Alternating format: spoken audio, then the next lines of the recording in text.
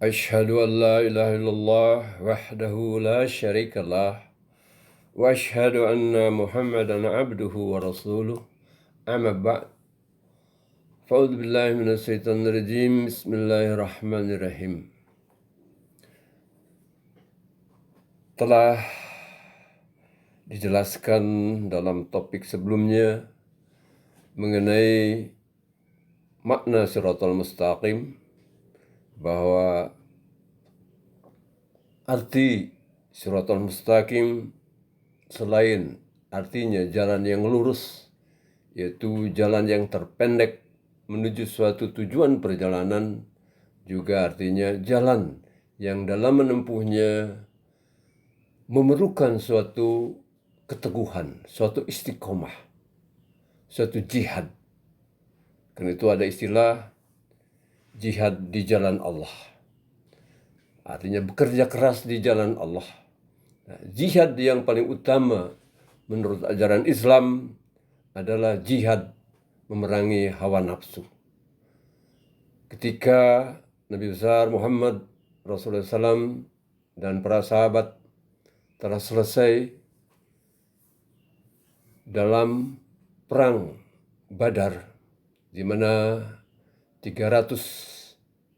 hanya 313 orang sahabat dengan persenjataan yang sangat minim dan juga kemampuan tempur yang juga memang bukan pasukan yang dipersiapkan untuk bertempur, mampu mengalahkan 1.000 orang pasukan musyrik Mekah pimpinan Abu Jahal dan 7 orang pemimpin Quraisy lainnya. Dikatakan begitu luar biasa peperangan tersebut, sampai-sampai Nabi besar Muhammad Rasulullah SAW ketika peperangan mulai berkecamuk, beliau berdoa di dalam kemah yang telah disediakan bahwa ya Allah, ya Allah, ya Allah, seandainya pada hari ini umat muslim, umat Islam, kami semua gugur, dikalahkan oleh pasukan musyrik Mekah, maka sampai kapanpun engkau tidak akan ada yang menyembah lagi di dunia ini. Jadi ini bukan merupakan suatu keputusasaan, tapi merupakan doa dalam puncaknya yang tertinggi dengan penuh kerendahan hati. Nah, atas dasar itulah dalam topik sebelum ini telah dijelaskan tentang firman Allah SWT, bagaimana caranya orang berjalan pada jalan Shiratal Mustaqim, yaitu a'udzubillahi minasyaitonirrajim, ya ayyuhalladzina amanu ista'inu bis-sabri was-salah innallaha ma'as sabirin. Hai orang-orang yang beriman, mohonlah pertolongan kepada Allah dengan sabar dan doa atau dengan salat. Sesungguhnya Allah beserta orang-orang yang sabar. Nabi besar Muhammad Rasulullah SAW ketika selesai perang Badar berhasil membunuh 70 orang musyrik Mekah, termasuk Abu Jahal dan 7 para pemimpin kafir Quraisy lainnya, menawan 70 orang lainnya, juga pulang membawa harta ghanimah.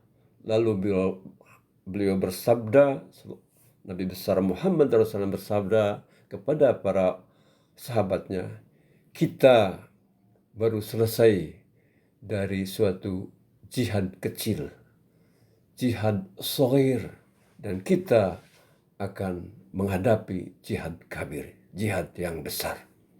Para sahabat kaget.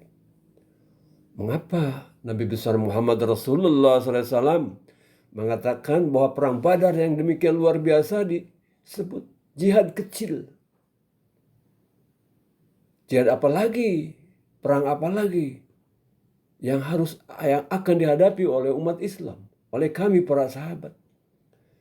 Nabi Muhammad Rasulullah menjelaskan bahwa jihad kabir, jihad besar itu adalah jihad melawan hawa nafsu.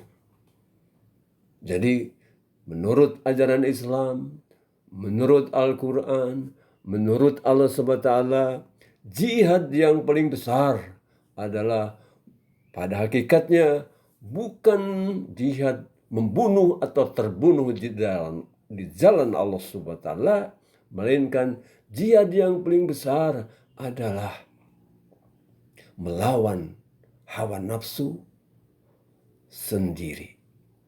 Kenapa? Karena ketika manusia tidak bisa mengalahkan hawa nafsu sendiri, maka dia akan menjadi tawanan dari hawa nafsunya sendiri. Insya Allah masalah ini secara khusus akan dijelaskan. Kembali kepada firman Allah Subhanahu wa taala tentang keadaan Shiratal Mustaqim, jalan yang memerlukan keteguhan, yaitu hai orang-orang yang beriman, mohonlah pertolongan kepada Allah dengan sabar dan sholat. Sesungguhnya Allah beserta orang-orang yang sabar. Kemarin telah dijelaskan, yaitu pada kesempatan sebelumnya, bahwa sabar artinya tekun dalam menjalankan sesuatu. 2. Memikul kemalangan dengan ketabahan dan tanpa berkeluh kesah. 3. Berpegang teguh kepada syariat dan petunjuk akal. 4. Menjauhi perbuatan yang dilarang oleh syariat dan akal. Mungkin akan timbul pertanyaan, kenapa kadang-kadang seseorang telah beragama yang benar, dalam hal ini agama Islam, tetapi mengapa misalnya dalam kehidupan duniawinya ya begitu-begitu saja, sederhana, tidak mendapat keberhasilan, misalnya seperti orang-orang non-muslim yang lain. Nah, di sini masalahnya adalah mungkin ada sesuatu yang keliru dipahami, yang keliru dalam bersikap dalam kehidupan ini. Walaupun betul bahwa menurut Al-Quran, bahwa yang mengatur rizki, yang melapangkan rizki manusia itu, yang melapangkan dan menyempitkan adalah Allah Subhanahu wa taala. Tapi bagaimanapun juga manusia diberi kesempatan untuk berusaha.